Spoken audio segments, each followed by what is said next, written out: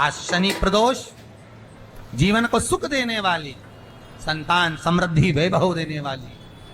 निवेदन है आपसे, सूर्य अस्त का समय हो, प्रदोष का समय, प्रदोष काल, शाम के समय पर कटोरी में सरसों का तेल ले लीजिए। शंकर के शिवलिंग पर किसी मंदिर में जाकर सरसों का तेल शिव पर चढ़ा। तेल चढ़ते समय शंकर के शिवलिंग पर त्रिपुंड बना दें। ये एक उंगली, चीटी उंगली के पास वाली उंगली शंकर के शिवलिंग पर टच कर कर रखें और अपनी मनोकामना पूर्ण कहें। बाबा विश्वनाथ पूरा करता है। भगवान शंकर के द्वार पर स्वयं शनि महाराज आज मिलने के लिए, और जितने ग्रह नष्ट देने वाले हैं, कारक ग्रह हों, बेकार वृत्ति वाले हों, वो सब आज शनि सबके दोष मिटा देता है। शंकर भगवान के मंदिर में आज शनि प्रदोष के दिन, मंदिर में नहीं तो घर में अगर शंकर का शिवलिंग है तो एक दिया अवश्य लगाओ। शनि महाराज जीवन का सुख प्रदान। मान लो कोई व्यक्ति पैसे खाकर चले गया, नहीं दे रहा है, तो शास्त्र कह रहा है भगवान शंकर के मंदिर में शमी का पत्र, शमी का पत्ता, शमी पत्र, शंकर के मंदिर में काली तिल्ली के साथ में शमी पत्र, शनि पत्र, सुख का दिन। स्वयं शंकर को प्रिय है प्रदोष का व्रत, इसलिए निवेदन है बन सके व्रत करते हुए भगवान शंकर का अनुमोदन करें, जीवन को सार्थक बने। भगवान शिव का स्मरण करते आनंद करते। शंकर सुख की दैनी, शिव आनंद के,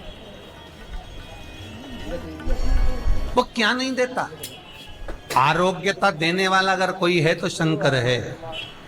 भगवान कृष्ण के यहाँ जब 16,108 रानियों से संतान नहीं हुई तो पुत्र देने वाला अगर कोई है तो शंकर है। क्या नहीं दे? और भगवान राम और कृष्ण को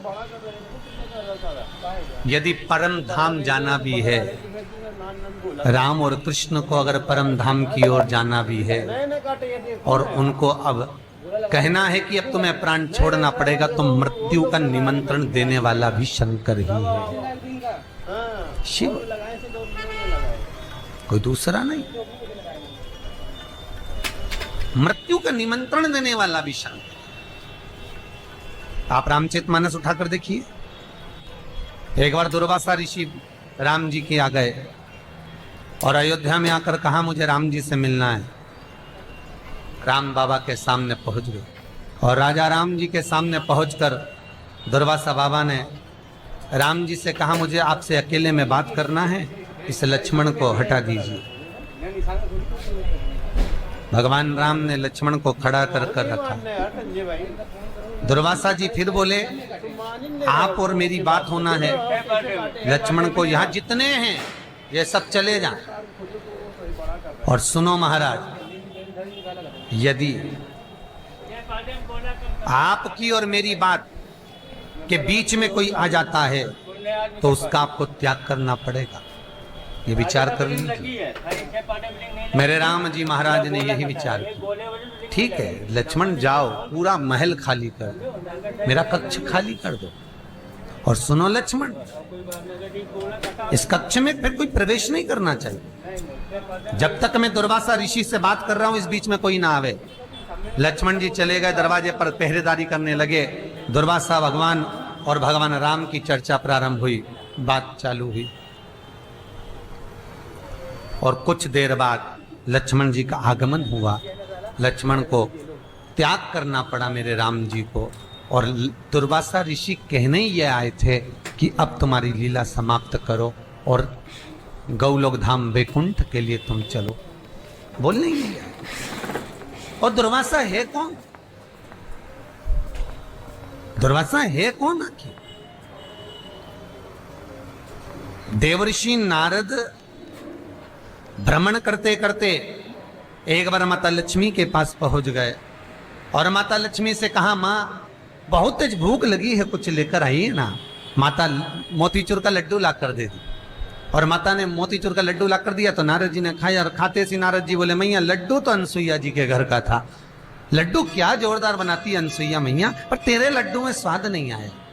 अब तो लक्ष्मी जी के कांटे से खून नहीं, लक्ष्मी जी के बता लड्डू 4 खा गया और कह रहा बताओ कि लड्डू में स्वाद। ठीक है, तो लक्ष्मी जी ने पूछा ये अनसुईया कौन है, तो अनसुईया पतिव्रता धर्म का पालन करने वाली, पति को परमेश्वर मानने वाली, पति चरणों का स्मरण करने वाली, पति चरणों का अनुमोदन करने वाली, पति चरणों के रसतत्व को धारण करने वाली वो अनसुईया है।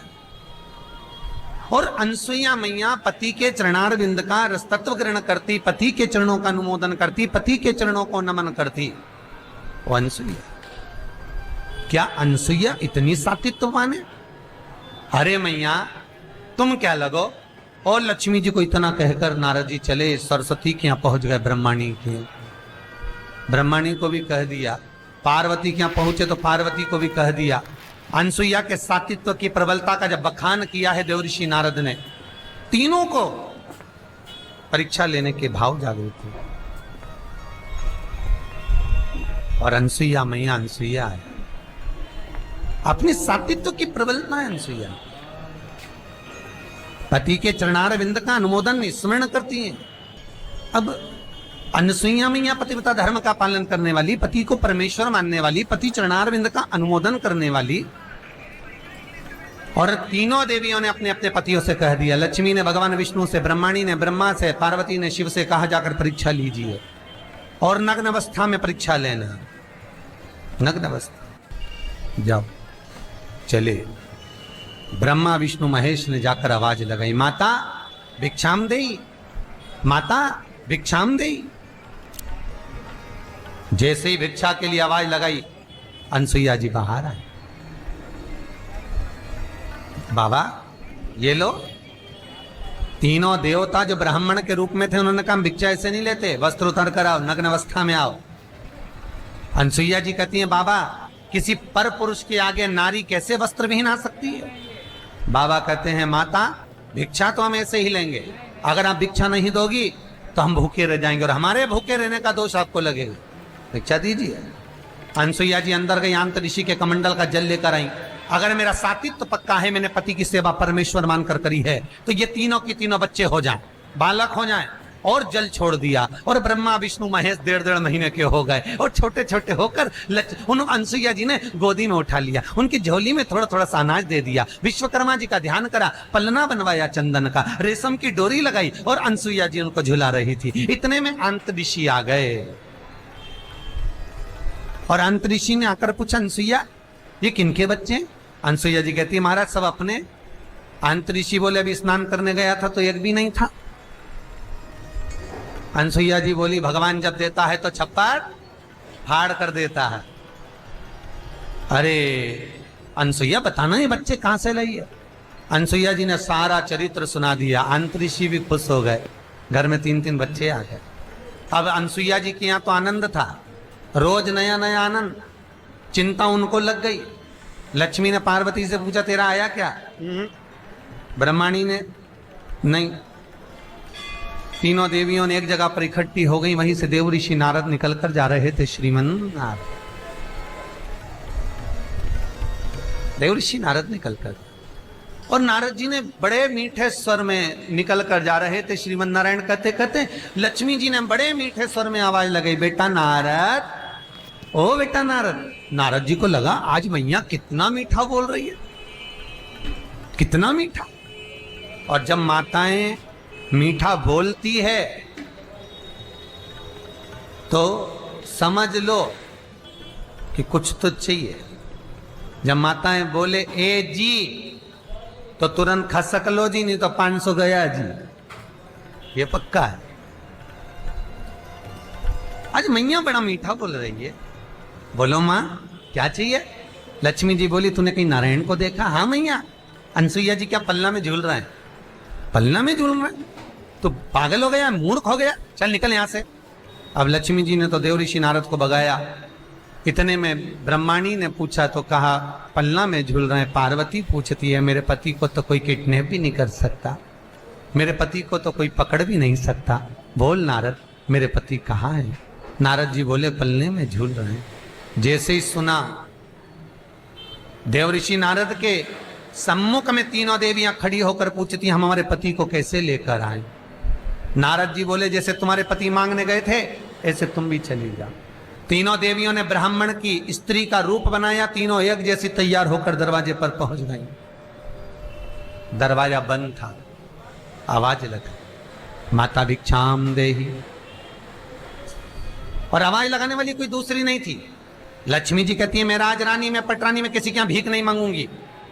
ब्रह्माणी कहती है मैं सरस्वती, किसी के दरवाजे पर भिक्षा नहीं मांगूंगी। पार्वती जी कहती है मेरी दौलत तो मेरा पति है, मैं मांगूंगी चलो।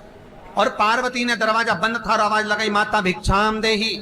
जैसे ही पार्वती जी ने आवाज लगाई, बीच में शंकर जी सोए थे पलने में, इधर विष्णु इधर ब्रह्मा। शंकर भगवान ने दोनों कोनी मार कर कहा मेरी तो आ गई, मेरी तो आ गई। भगवान विष्णु और ब्रह्मा बोले अकेले मत जाना प्रभु, जाएंगे तो तीनों साथ जाएंगे।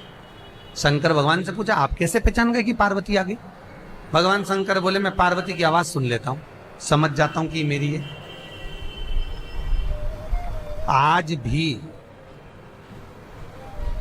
एक पति और पत्नी को हजारों जनता के बीच में पंडाल में बिठा दो तो पहचान जाएंगे कि भेरू कहां बैठा है और जगदम्बा कहां बैठी है, तुरंत पहचान।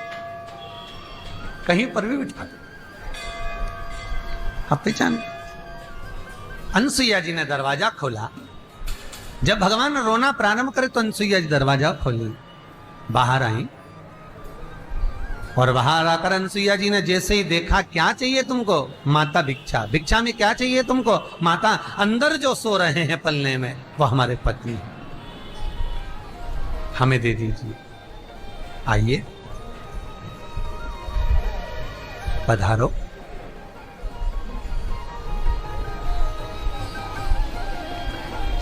उठा लो। इतने में अंतरिक्षी आ गए। अंतरिक्षी ने कहा अनसुईया ये कौन है? अनसुईया जी कहती हैं तीनों से जाओ तुम्हारे ससुर हैं, जाओ प्रणाम करो। तीनों लक्ष्मी ब्रह्माणी पार्वती ने प्रणाम किया। अंतरिक्षी ने अनसुईया का हाथ पकड़कर बोला री अनसुईया बेटे तित्ते से और बहू लिया साथ साथ हाथ की। अनसुईया जी बोली महाराज कमाती हुए बेटे मिल जाते हैं तो बहुएं इनको लेकर अलग हो जाती हैं। हम माता पिता ने कैसे पाल पोस कर बड़ा करा ये हम जानती हैं, ये हम जानते हैं। इसलिए जाओ उठा लो जिसको जौन सा बेटा पति चाहिए, हर माल 2 रुपया अपना अपना छाट लो। अब लक्ष्मी जी छाट रही हैं, बदल बदल के उठा लिए। अनसुईया जी को लगा पहचान नहीं पाई पत्नी, पतियों को नहीं जानती। वापिस सुलवाया पल्ले में, हाथ में जल लिया। अगर मेरा सातित्व पक्का है, मैंने पति को परमेश्वर मानकर सेवा करी है, तो ये तीनों की तीनों बड़े हो जाएं। तीनों बड़े हुए, उनके अंश अवतार से, भगवान विष्णु के अंश अवतार से दत्त, ब्रह्मा के अंश अवतार से चंद्र और शिव के अंश अवतार से स्वयं दुर्वासा जी प्रकट। और वही दुर्वासा भगवान राम के दरवाजे पर जाकर परीक्षा लेते हैं, वही दुर्वासा भगवान कृष्ण के दरवाजे पर जाकर परीक्षा लेते हैं। आप सबका स्वागत है हमारे चैनल ओम शिव साधना में। पूज्य गुरु जी के बताए हुए उपाय को करके आप अपने जीवन में लाभ अवश्य प्राप्त करें। शनिवार का यह विशेष उपाय है। यह उपाय करके आप शनि ग्रह ढैया 7:30 से बच सकते हैं। शनिवार के दिन आप शंकर भगवान के शिवलिंग पर सरसों का तेल समर्पित करें और त्रिपुंड बना दें। इससे आपकी सारी परेशानियां समाप्त हो जाएंगी। वीडियो को लाइक करें और वीडियो को ज़्यादा से ज़्यादा लोगों तक शेयर करें। भगवान भोलेनाथ आपकी मनोकामना पूर्ण करे। श्री शिवाय नमस्तुभ्यम। हर हर महादेव।